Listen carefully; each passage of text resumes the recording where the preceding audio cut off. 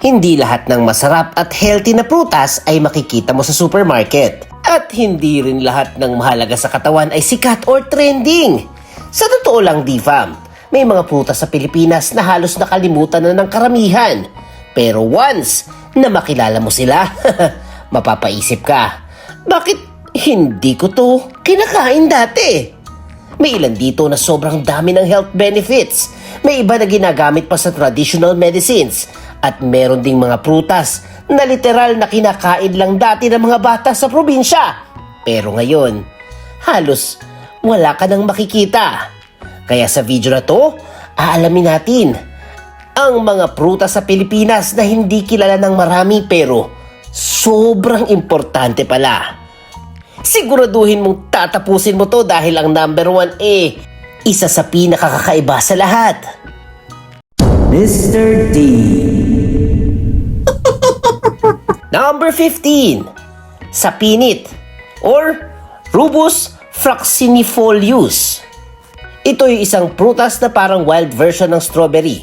Madalas itong tumubo sa mga kabundukan, lalo na sa Luzon, at mukhang maliit na raspberry. Pero hindi ito mabibili sa supermarket. Kadalasan, matitikman mo lang ito kapag mapadpad ka sa probinsya o bundok. Ang lasa, medyo maasim, pero may natural na tamis. Perfect bilang wild snack. Pero bakit nga ba ito importante? Dahil ang sapinit ay may high antioxidant content. Katulad ng ibang berries sa ibang bansa. Meron din itong vitamin C na tumutulong sa immune system at skin health. At dahil isa itong wild fruit, mahalaga ito sa ecosystem. Pinapakain nito ang mga ibon at iba pang hayop sa kagubatan. Isang simpleng prutas na hindi kilala ng marami pero may world-class benefits na kayang makipagsabayan sa imported berries. Number 14. Chesa or Pauteria lucuma. Ito ang isang pinaka-unique sa listahan. Madalas itong nalilito sa tiesa at sa totoo lang, magkamag-anak sila. Ang chesa ay may bright orange na laman at sobrang creamy na texture. Ang lasa nito, parang halo ng kamote at custard, kaya ginagamit ito sa ibang bansa bilang flavor sa desserts. Pero, bakit ito importante? Dahil ang chesa ay may high beta-carotene na tumutulong sa mata at skin health. Meron din itong complex carbohydrates na nagbibigay ng sustained energy, hindi bigla ang sugar spike. Isang prutas na mukhang simple, pero may premium level nutrition. Oh, sinong may gusto ng chesa? Number 13. Duhat bundok or alupag or Democarpus didima. Isang prutas na hindi halos naririnig ng karamihan. Kamag-anak ito ng longgan at lychee pero hindi kasing sikat. Maliit ito, kulay brown ang balat at may malalychee na laman sa loob. Medyo matamis pero may konting asim din. Bakit nga ba ito importante? Dahil ang alupag ay may vitamin C at natural antioxidants na tumutulong sa immune system. At dahil isa itong native fruit, mahalaga ito sa biodiversity ng Pilipinas, lalo na sa mga kagubatan. Isa itong prutas na halos nakalimutan na, pero may mga malaking halaga sa kalikasan at kalusugan. Number 12. Katmon or Dilenia philippinensis. Isang prutas na literal na makikita mo lang sa piling lugar. Ito ay isang endemic fruit ng Pilipinas. Ibig sabihin, dito lang talaga ito natural na tumutubo. Malaki ito, kulay green at sobrang asim, kaya hindi ito kinakain ng hilaw. Sa halip, ginagamit ito sa pagluluto, lalo na sa mga traditional dishes bilang pang-asim at parang sampalok. Pero bakit nga ba ito importante? Dahil ang katmon ay may antibacterial at anti-inflammatory properties at ginagamit pa sa herbal medicine. Bukod doon, mahalaga rin ito sa environmental conservation dahil isa ito sa mga punong tumutulong sa ecosystem ng kagubatan. Isang prutas na hindi mabibili sa mall, pero napakahalaga sa kultura at kalikasan.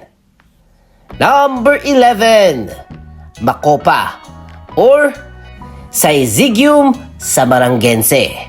Ito isang prutas na madalas napapagkamalang tambis. Magkahawig sila ng itsura, hugis kampana at makintabang balat. Pero ang makopa ay kadalasang mas makatas at mas malambot kumpara sa tambis. Sa Pilipinas, hindi ito gaanong binibigyang pansin dahil hindi ito kasing tamis ng ibang prutas tulad ng mangga at ubas. Pero bakit ito importante? Dahil ang makopa ay may mataas na water content na tumutulong sa hydration, lalo na sa mainit na panahon katulad ngayong summer. Meron din itong vitamin C at dietary fiber na mahalaga sa immune system at digestion. Sa ibang bansa tulad ng Malaysia at Indonesia, mas pinapahalaga ng prutas na ito bilang refreshing fruit. Pero dito sa atin, madalas napapabayaan lang. Isang prutas na simple pero perfect para sa klima ng Pilipinas at sa kalusugan ng katawan. Number 10. Aratiles or Muntingia calabura. Siguro naman halos lahat ng batang probinsya ay nakatikim na nito. Pero ngayon, parang nawawala na ang aratiles. Maliit, kulay pula at sobrang tamis. Pero madalas hindi pinapansin dahil mukhang simpleng berry lamang. Pero ito ang hindi alam ng marami. Ang aratiles ay may antioxidants, vitamin C at antibacterial properties na makakatulong sa immune system. Sa ibang bansa, ginagamit pa ito bilang natural remedy sa pananakit ng ulo at sipon.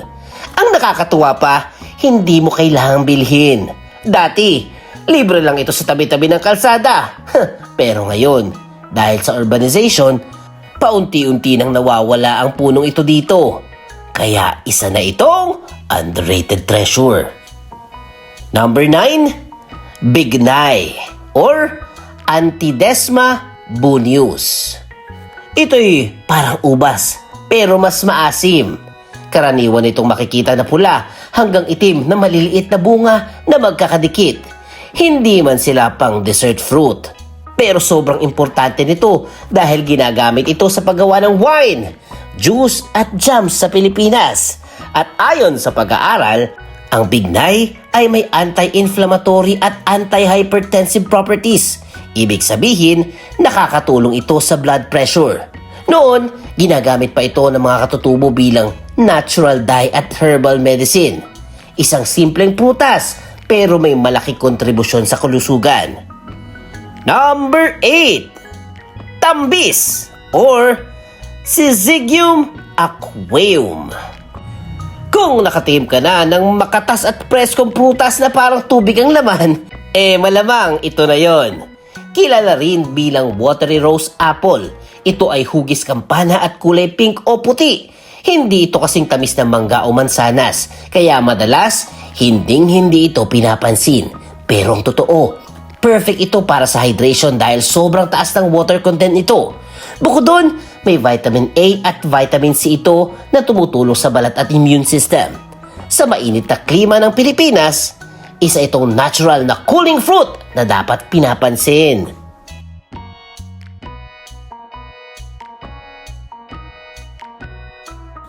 Number 7.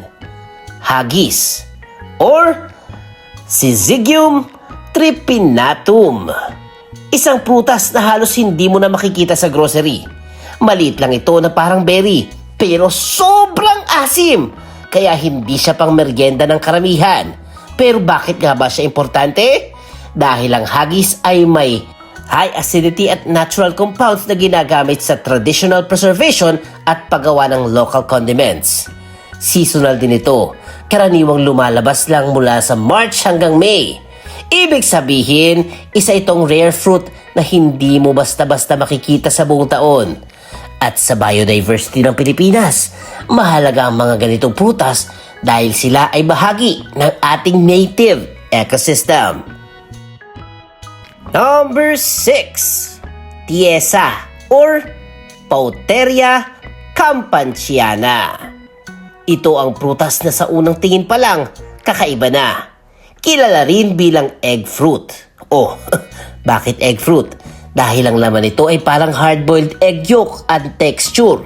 Medyo powdery pero creamy. Hindi siya para sa lahat. Pero sa mga mahilig sa kakaibang lasa, sobrang interesting nito.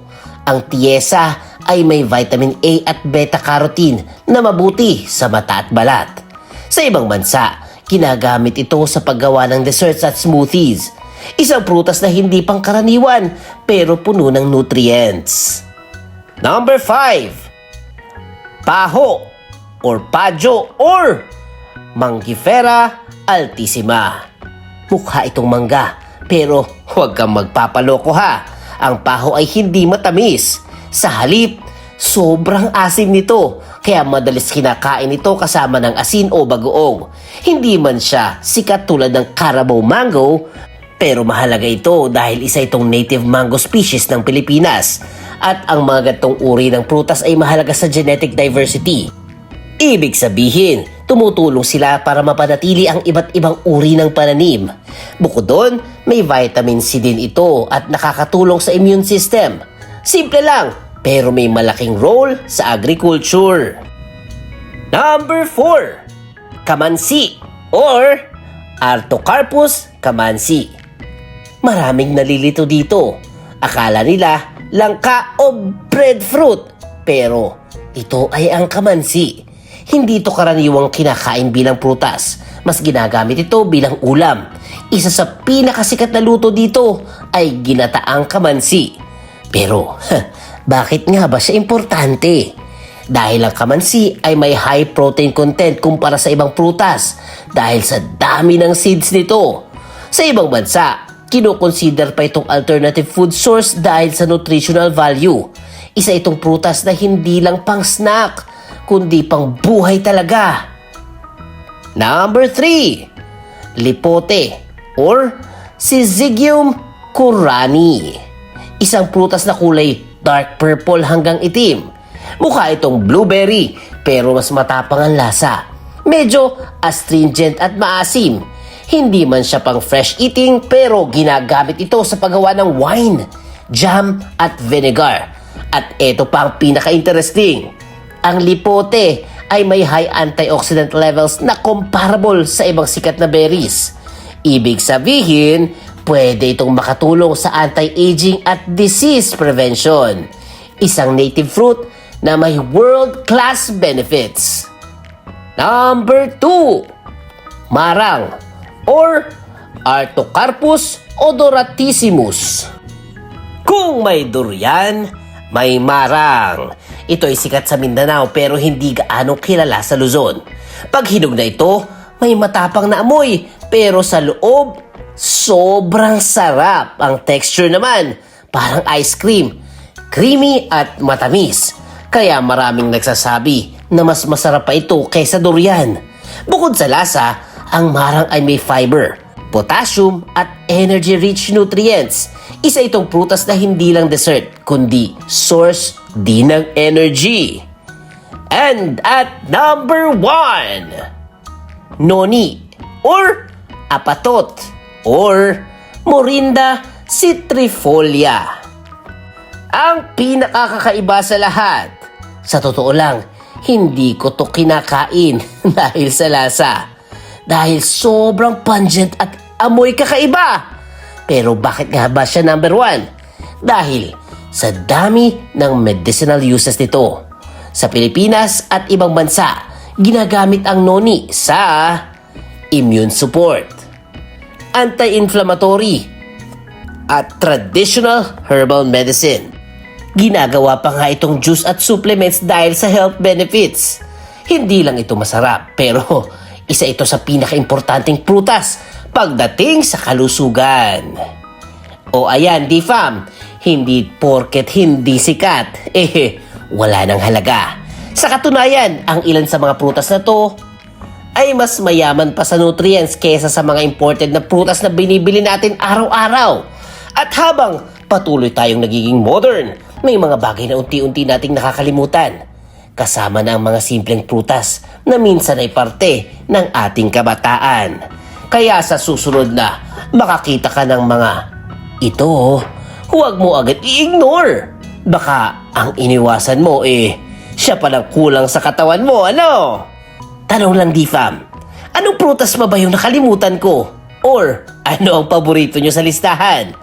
At syempre, kung nagustuhan nyo ang ating video for today, please comment. Noni, noni! At syempre, huwag kalimutan mag-like, mag-share, mag-comment at mag-subscribe na kay Mr. D kasi masayang matuto. Sheesh. The end! Huwag kalimutan i-click ang subscribe button at bell icon ni Mr. D para masaya every day.